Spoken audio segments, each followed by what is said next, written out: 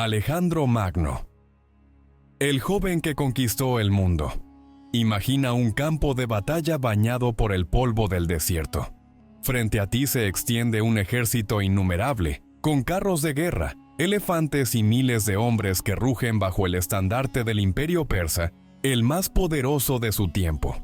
Al otro lado, un joven de apenas 25 años, montado en su caballo bucéfalo, observa con calma.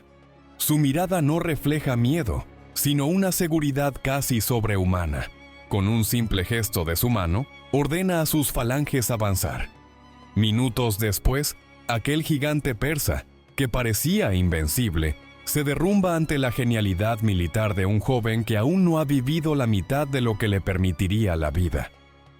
Ese joven es Alejandro de Macedonia, conocido para la historia como Alejandro Magno, el hombre que en apenas 12 años de reinado logró conquistar gran parte del mundo conocido, fundar ciudades, difundir la cultura griega y convertirse en leyenda inmortal.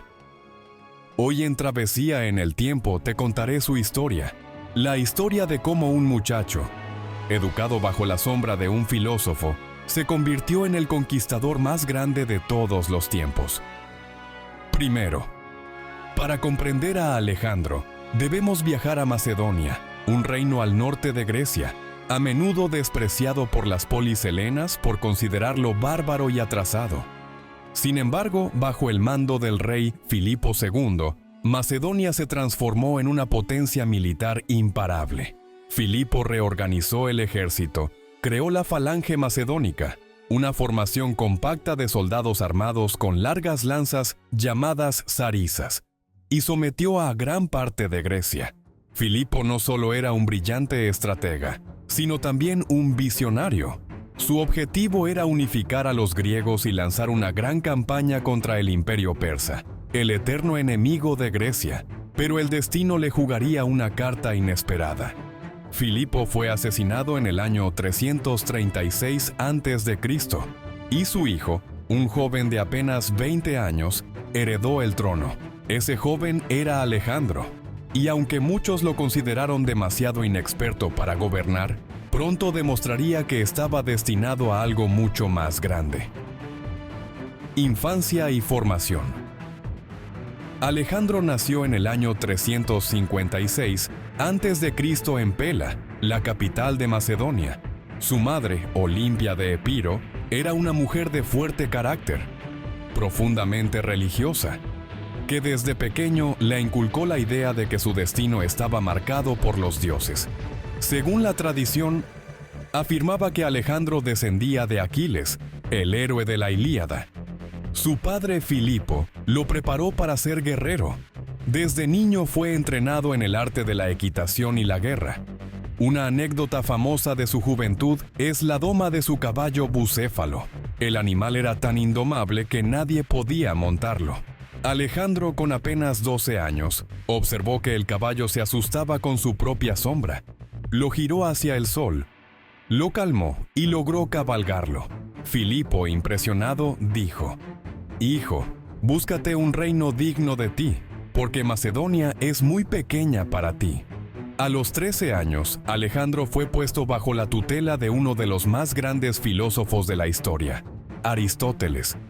Durante varios años aprendió filosofía, literatura, ciencias, política y medicina. Pero más allá de los conocimientos, lo que realmente le transmitió Aristóteles fue el amor por la cultura griega y la ambición de difundirla más allá de sus fronteras. Así se fue forjando la personalidad de Alejandro, un joven valiente, inteligente, ambicioso y convencido de que su destino era la gloria. Ascenso al poder.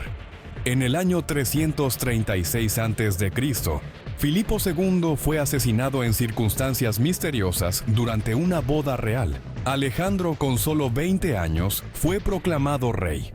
La situación era crítica. Muchos griegos aprovecharon la muerte de Filipo para rebelarse contra Macedonia. Alejandro actuó con una rapidez que dejó atónitos a todos. Marchó al sur, sometió a las polis rebeldes y destruyó por completo la ciudad de Tebas, enviando un mensaje claro: Cualquiera que desafiara a Macedonia sería arrasado. Atenas, temerosa, se rindió sin luchar. Con Grecia pacificada, Alejandro retomó el proyecto de su padre, la conquista del imperio persa. Las grandes conquistas. En el año 334 a.C., Alejandro cruzó el Helesponto con un ejército de unos 40.000 hombres. Antes de iniciar su campaña, realizó un gesto simbólico. Visitó la supuesta tumba de Aquiles en Troya y ofreció sacrificios como si quisiera dejar claro que él también sería recordado como un héroe inmortal. Batalla del Gránico, 334 a.C. Su primera gran victoria contra los persas fue en el río Gránico. Aunque su ejército era menor en número, la valentía de Alejandro, que luchó en primera línea, le aseguró la victoria. Batalla de Isos, 333 a.C. Aquí Alejandro enfrentó directamente al rey persa Darío III. Con una maniobra brillante, logró romper las líneas enemigas y obligó a Darío a huir del campo de batalla, abandonando incluso a su propia familia. Alejandro, en un gesto de nobleza, trató con respeto a la esposa e hijas del rey persa, ganándose fama no solo como conquistador, sino como un hombre magnánimo. Egipto, 332 a.C. Tras varias campañas, Alejandro llegó a Egipto, donde fue recibido como libertador. Allí visitó el oráculo de Amón en Sigua, donde los sacerdotes lo proclamaron hijo de Amón, equivalente al Zeus egipcio. Desde ese momento, Alejandro empezó a considerarse no solo rey, sino un ser casi divino. Además, fundó una ciudad que llevaría su nombre, Alejandría, que se convertiría en uno de los grandes centros culturales del mundo antiguo. Batalla de Gaugamela, 331 a.C. Fue su enfrentamiento decisivo contra Darío III. A pesar de estar en clara desventaja numérica, los persas eran cientos de miles, mientras que Alejandro apenas contaba con 50.000 hombres. Su estrategia militar fue magistral. Con una carga directa liderada por él mismo, rompió nuevamente las filas persas y obligó a Darío a huir definitivamente. Con esta victoria, Alejandro se convirtió en amo del imperio persa. El conquistador divinizado Alejandro no se detuvo en Persia. Su ambición lo llevó a ir más allá, a explorar y conquistar nuevas tierras. Soñaba con unir Oriente y Occidente bajo una misma civilización. En Babilonia, Persépolis y Susa, adoptó costumbres persas y se casó con mujeres locales, esperando que sus oficiales hicieran lo mismo. Su idea era crear una fusión cultural que más tarde se conocería como helenismo. La expansión de la cultura griega por todo el mundo conocido. Pero esa visión también generó tensiones. Muchos de sus soldados macedonios lo criticaron por adoptar vestimentas persas y exigir que lo veneraran como a un dios. La campaña en la India, Alejandro no conocía límites. En el año 326 a.C., cruzó el río Indo y se enfrentó al rey Poros en la batalla de Lidaspes. Allí se encontró con un enemigo inesperado, elefantes de guerra. Fue una batalla durísima, pero Alejandro logró imponerse. Admirado por el valor de Poros, no solo lo perdonó, sino que lo nombró su aliado. Sin embargo, sus soldados, agotados tras años de campañas, se negaron a continuar más allá del río Éfasis. Alejandro, frustrado, tuvo que regresar. El final de la travesía. En el año 323 a.C., tras conquistar territorios inmensos y alcanzar glorias inigualables, Alejandro regresó a Babilonia. Allí, en circunstancias misteriosas, cayó enfermo. Algunos hablan de malaria, otros de envenenamiento. Lo cierto es que murió a los 32 años. Su cuerpo fue embalsamado y colocado en un sarcófago de oro. Con su muerte, el imperio que había construido se desmoronó rápidamente, dividido entre sus generales, los diádocos. Legado inmortal. Aunque su imperio se fragmentó, su legado fue inmenso. Las ciudades que fundó, como Alejandría, se convirtieron en centros de conocimiento, La cultura griega se mezcló con la oriental, dando origen al helenismo, una de las etapas más brillantes de la historia.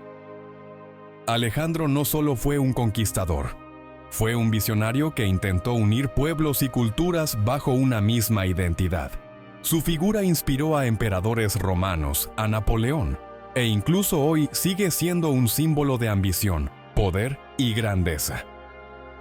En conclusión, Alejandro Magno murió joven, pero alcanzó lo que pocos en toda la historia han logrado: conquistar medio mundo, fundar ciudades, difundir una cultura y convertirse en mito.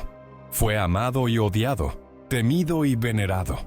Algunos lo ven como un genio militar, otros como un tirano ambicioso, pero lo que nadie puede negar es que su nombre jamás se ha borrado de la memoria de la humanidad. Y ahora te pregunto a ti, ¿crees que Alejandro fue realmente un visionario que cambió el rumbo de la historia, o simplemente un joven cegado por la ambición del poder? Si quieres seguir viajando conmigo a través del tiempo, descubrir civilizaciones, personajes y momentos que marcaron a la humanidad, suscríbete a Travesía en el Tiempo, deja tu like y comparte este video, porque juntos seguiremos desenterrando los secretos de la historia.